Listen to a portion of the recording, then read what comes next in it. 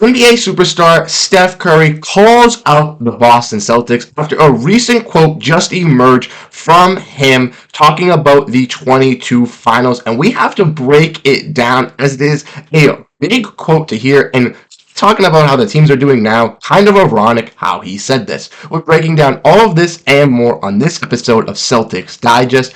I'm Bruce Veliz, but before we dive in on that Boston Celtics content, 78% of you guys are not subscribed, and would really appreciate it if you guys hit that big old red subscribe button and join the Celtics Digest family. To the thousands of you guys that watch our videos every single day that want to make sure you stay up to date on daily Boston Celtics news and coverage, hit that subscribe button as you definitely won't regret it. The Celtics just came back last night beating the Bulls. We're really cooking up some fantastic content, so make sure you guys stay tuned. But without further ado, let's dive into this topic. Let's get into this jam-packed video. Make sure to grab a snack and let's dive in as we explore Steph Curry calling out the Celtics after the finals. Now, this is obviously from 2022, a couple years ago, when the Celtics did take on Steph Curry in the finals, when they lost in 6 games, unfortunately. The Celtics, a little inexperienced compared to the Golden State Warriors team, who was on their way to their 4th ring, and we got some big news delivering it.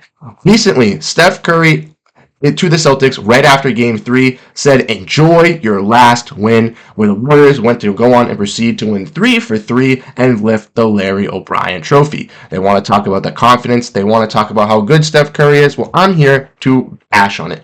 Well, no offense, Steph Curry is a great NBA player, but I have always hated the narrative and the hype around Stephen Curry as this golden boy and this, savior of the NBA, kind of like how they do Patrick Mahomes in the NFL. I think that it's too much glazing and it really, really hurts my head. But if we want to keep diving in, Golden State's guard Stephen Curry reportedly told the Boston Celtics to enjoy their last win after they took Game 3 of the 2022 NBA Finals.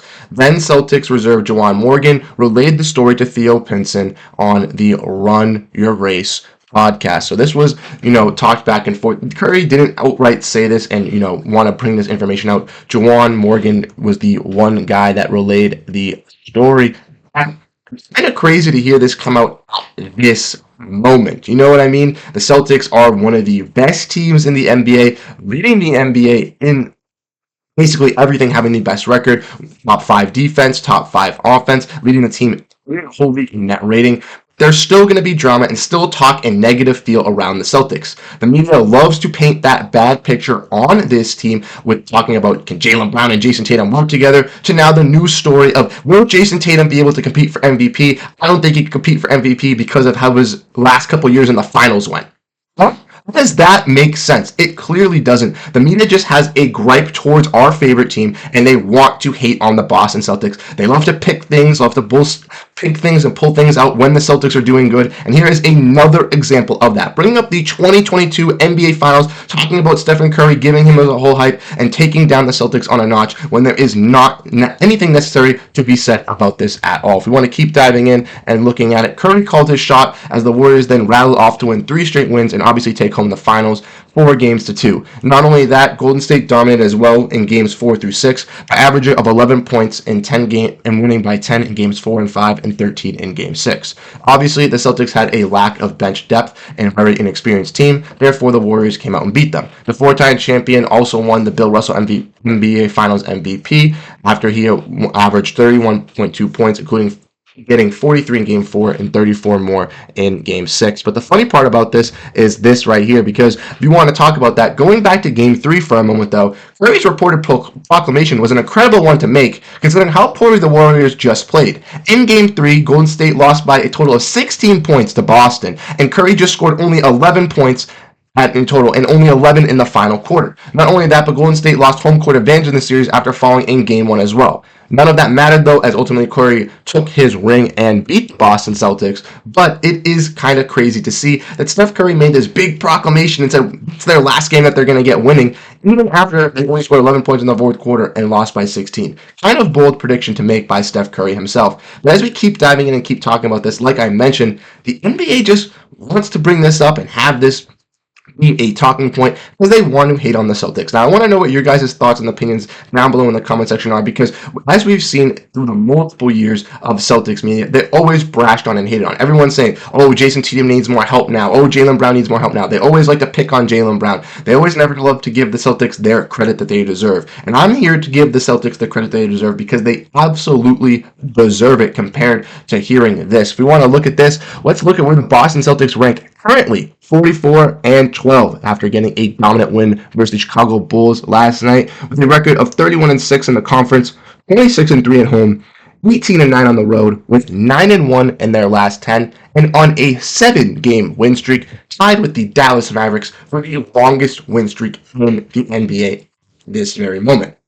The team is absolutely playing on all cylinders, firing from all cylinders, playing perfect basketball, and working towards a championship. Now, if we want to look and see where that Golden State Warriors team is, they are currently in 10th place. Yes, they did beat the Lakers by a decent amount, but the Lakers were without LeBron James.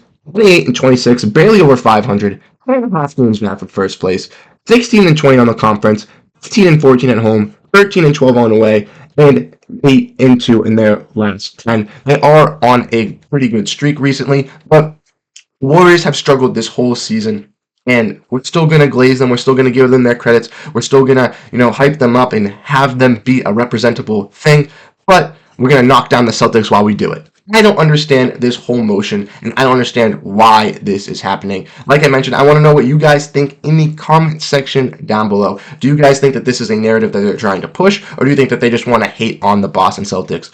Personally, as a Celtics fan, like I mentioned, we've just seen the Celtics be in the media in negative lights. Like I mentioned recently, we've had this whole debate on ESPN the last couple of days talking about Jayson Tatum MVP, which I personally do believe he has the rights to continue to do that. And we'll be talking about a video later today, kind of diving in on that, talking about Jayson Tatum and his stance on it, because Jayson Tatum, after yesterday's post-game presser, basically was saying that he's the type of guy where, he wants to compete and he wants to win, but the MVP doesn't really matter to him. The only reason he's mad about it is because people are bringing up his past experiences from this series from Golden State, or from his series versus Miami, where Brian Windhorst was talking about Game 7. He was absolutely terrible when Jayson Tatum injured his ankle that Game 7 on the first play of the game. It feels like some of these analysts are just talking out of their behind. It feels like they don't watch the Celtics. The narrative that ESPN tells them because they're in Los Angeles is hate on the Boston Celtics. No one likes the Boston Celtics. Let's just hate on them. And that's the narrative they take. And it's absolutely sickening to watch as a Celtics fan, because we have times like this where the Celtics are absolutely dominating atop of the Eastern Conference, top of the whole NBA, and the Warriors are at the bottom, and they're still going to be bringing up the 2022 finals and talking about how Jayson Tatum isn't ready to be that guy. Like I said, let me know your guys' thoughts and opinions on this quote. I think it's a little outrageous. I don't know why this news is coming out now. If this could come out, last season or at the end of the finals, it would have been totally okay. A little bit of smack talk after winning. But the fact that it's 2 years later after the Warriors won and the Warriors are not a relevant team anymore, at this moment, it doesn't seem like it needs to be a high talking point of the media and masses. But like I mentioned, let me know your guys' thoughts in comments in the comment section down below. And thank you guys so much for tuning into this episode of Celtics Digest. I'm Bruce Velez, and I'll catch you guys in the next one. Peace.